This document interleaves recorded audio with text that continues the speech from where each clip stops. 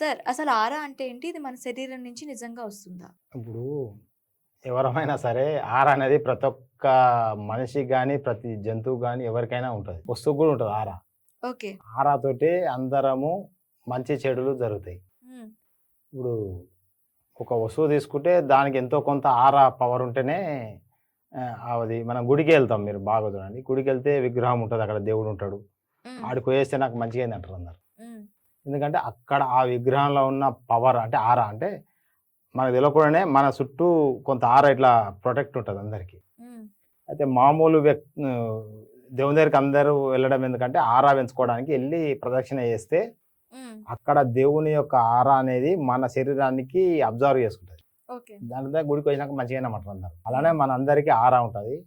ఆరా అనేది ఎవరికైతే ఎక్కువ ఉంటదో వాళ్ళ యొక్క ముఖ కవళికలు మెరుస్తుంటాయి ఇట్లా. హ్మ్. హ్మ్. చమకాయిస్తుంటది. హ్మ్.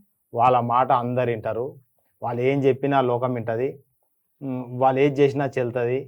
వాళ్ళకంత పాజిటివ్ వచ్చేస్తది. అంటే డబ్బొస్తది, బంగ్లా ఉంటది, భార్య ఉంటది. సకలం వాళ్ళ ఆధీనంలోకొస్తాయి.